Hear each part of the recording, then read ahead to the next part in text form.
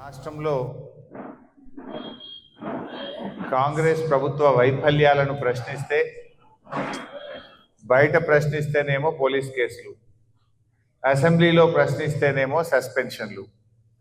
అంటే ఈ ప్రభుత్వంలో 7వ గ్యారంటీ ప్రజాస్వామ్యం అని ఏదైతే చెప్పినరో అసలు 7వ గ్యారంటీ లేకుండా పోయింది. ఇందిరా పార్క్ దగ్గర ధర్నాలకు అనుమతులు ఇబ్బంది పెడుతున్నారు. ఆశా వర్కర్లు హైదరాబాద్కి వస్తే పోలీసులతోని సొమ్మసిల్లిపోయేటట్టు కొట్టిపిస్తున్నారు. సర్వశిక్ష అభియాన్ ఉద్యోగులు సమ్మె చేస్తే అణచివేసిండ్రు. ఈ ప్రభుత్వం మొదటి రోజే, ప్రభుత్వం అధికారంలోకి వచ్చిన మొదటి రోజే 2 లక్షల రుణమాఫీ చేస్తామన్నారు. ఈరోజు నేను ఏమైందో అసెంబ్లీలో మీరు చూశారు. 2 లక్షల రుణమాఫీ మీద ఈ ప్రభుత్వం చేతులు ఎత్తేసింది. మేము సవాల్ విసిరిన మీ రాష్ట్రంలో ఏ ఊరికైనా వెళ్దాం, రుణమాఫీ అయిన వాళ్ళు తక్కువ, కాని వాళ్ళు ఎక్కువ.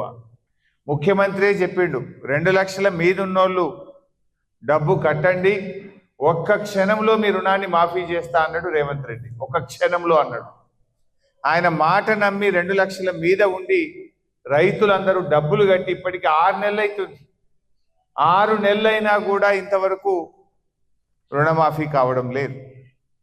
ఇవాళ అనేక మంది 2 లక్షల లోపున్నోళ్లకు రుణం మాఫీ కాలేదు, 1 లక్ష లోపున్నోళ్లకు రుణం మాఫీ కాలేదు, 2 లక్షల పైన ఉన్న వాళ్ళకు కూడా రుణమాఫీ కాలేదు. రేవంత్ రెడ్డి గారు దేవుళ్ళ మీద ఒట్టు పెట్టి రాష్ట్ర రైతుల్ని మోసం చేసిండు. ఇక దేవుళ్ళనే మోసం చేసిన రేవంత్ రెడ్డికి రైతులను మోసం చేయడం ఓ లెక్కనా అని నేను అంటా ఉన్నా.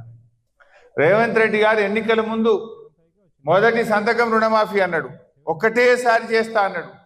ఒకసారి చేసింది లేదు, విడతలు వేసిండ్రు. ఆ చేసిన కొద్ది మందికి కూడా మిత్తిల మీద పడ్డాయి.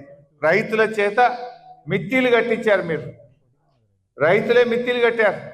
అంటే మీరు పూర్తి స్థాయిలో రుణమాఫీ చేయలేదు. సగం మందికి కూడా రుణమాఫీ చేయలేదు.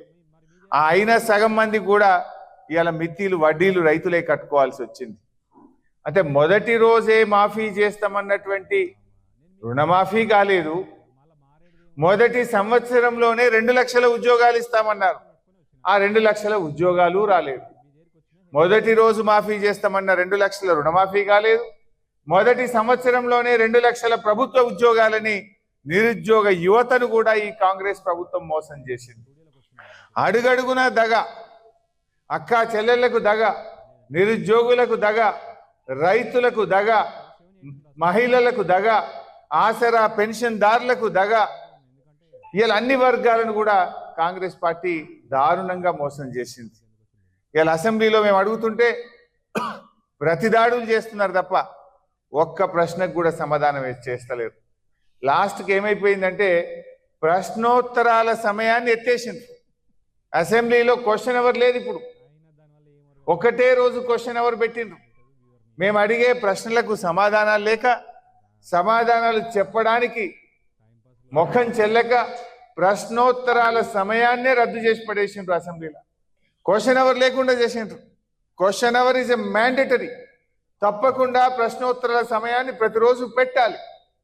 కానీ ఆ ప్రశ్నలు ఎట్లున్నాయంటే వాళ్ళకి సమాధానం చెప్పే పరిస్థితి లేదు.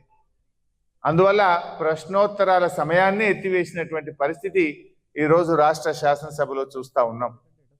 అందుకే పిలుపునిస్తున్నాం, రైతాంగం ఎక్కడికక్కడ కాంగ్రెస్ నాయకులను నిలదీయండి, 2 లక్షల రుణమాఫీ మీద ప్రశ్నించండి.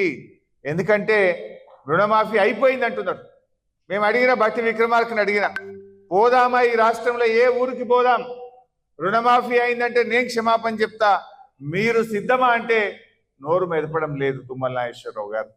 అంటే ఇలా వ్యవసాయ మంత్రి, ముఖ్యమంత్రి, ఉప ముఖ్యమంత్రి ఈ రాష్ట్రంలో రైతులు దగా చేసిండ్రు.